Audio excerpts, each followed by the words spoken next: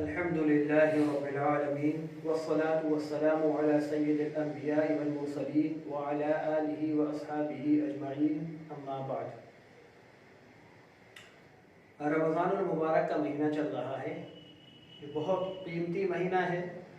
اس میں ہمیں اللہ رب العزت سے توبہ کرنا چاہیے, گناہوں سے معافی مانگنا چاہیے.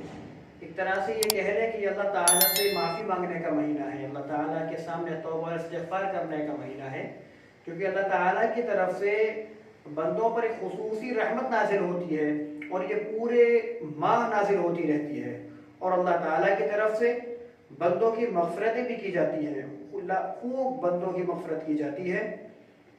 تو ہم لوگوں کو بھی چاہیے کہ اس مہینے کی قدر کرتے ہوئے اس مہینے اللہ رب العزت سے معافی مانگیں, اللہ رب العزت کے سامنے توبہ اور استغفار کریں. لیکن ایک جو خامی ہمارے یہاں پر پائی جاتی ہے ہمارے معاشرے کے اندر, وہ یہ ہے کہ جب ہم توبہ کرنے کے لیے بیٹھتے ہیں تو ایک تسبیح ہاتھ میں لے لیتے ہیں اور استغفر اللہ استغفر اللہ استغفر اللہ اس کو پڑھتے چلے جاتے ہیں. اب 100 مرتبہ 200 مرتبہ ہزار مرتبہ تک لوگ پڑھ لیتے ہیں اور اسی انداز میں پڑھتے ہیں. لہذا مجھے محسوس ہوتا ہے کہ اس بات پر تھوڑی سی وضاحت کی جائے, اس پر تھوڑی روشنی ڈالی جائے کہ استغفار اصل کسے کہا جاتا ہے, توبہ اصل کسے کہا جاتا ہے. دیکھیے ایک بات کو سمجھ لیں, توبہ نام ہے اللہ تعالیٰ کے سامنے جو گناہ ہوئے ہیں ان پر ندامت کا, کہ انسان جو گناہ کر چکا ہے اس پر وہ نادم ہو, اللہ تعالیٰ کے حضور پشیمان ہو کہ مجھ سے گناہ ہو گئے ہیں. اب اس میں طریقہ کیا ہے؟ طریقہ یہی ہے کہ اللہ کے سامنے ہمیں نادم ہونا ہے. خالی ایسا نہیں ہے کہ تسبیح لے کر بیٹھ جائیں اور ذکر کرنا شروع کر دیں. یہ بات بالکل 100% درست ہے کہ یہ ذکر بھی اس کو فائدہ پہنچائے گا. یعنی اگر وہ 100 مرتبہ اللہ کا نام لے رہا ہے, 200 مرتبہ اللہ کا نام لے رہا ہے, 1000 مرتبہ اللہ کا نام لے رہا ہے, تو یہ نام لینا بھی بندے کو فائدہ پہنچائے گا. لیکن اصل فائدہ کب ہوگا؟ جب وہ دل سے ذکر کرے گا. اسی طرح سے استغفار کا حقیقی فائدہ بندے کو تب حاصل ہوگا جب بندہ دل سے اللہ تعالیٰ سے استغفار کرے گا, دل سے توبہ کرے گا.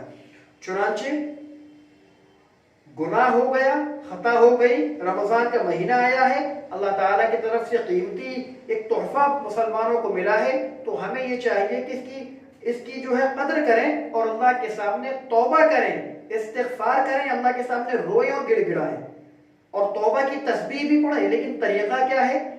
کہ دل سے استغفار کریں, دل سے ندامت کریں. چنانچہ توبہ کی 4 شرائط ہیں. اس بات کو ایک دم ذہن میں بٹھا لیں کہ اگر بشریت کی تقاضی حتی الامکان کوشش کرے کہ انسان گناہوں سے بچے, رمضان المبارک کے قیمتی مہینے میں بھی اپنی زندگی کو گناہوں سے بچا کر گزارے.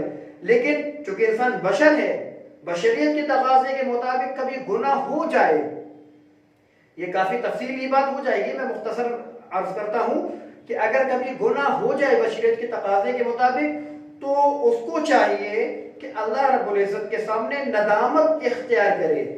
یا اور حدیث شریف میں آیا ہے الندم توبہ. تو توبہ کی سب سے پہلی شرط کیا ہے؟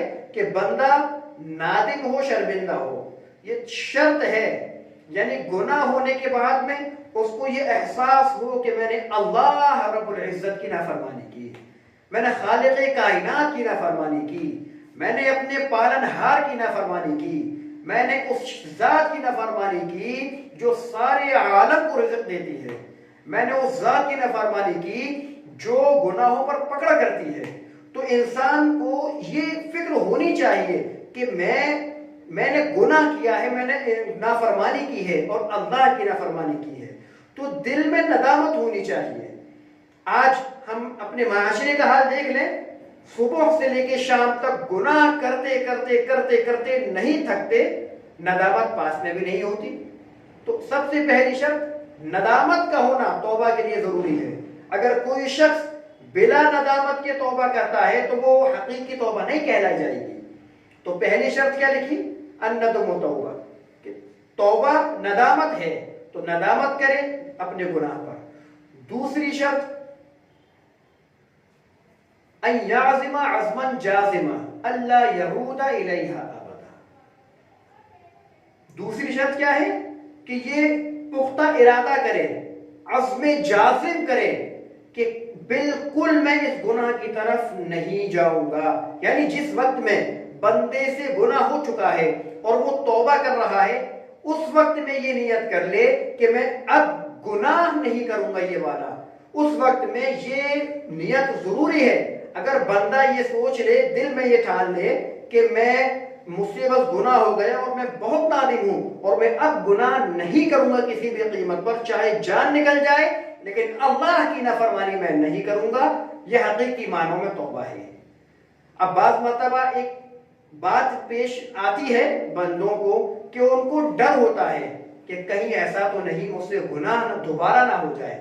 تو ایک ہوتا ہے عزیز ساتھیوں، ایک ہوتا ہے گناہ کی نیت رکھنا، یعنی توبہ کرتے وقت میں میرے دل میں نیت ہے کہ میں گناہ کروں گا، یا کوئی بات نہیں میں ابھی توبہ کر لیتا ہوں بعد میں کر لوں گا.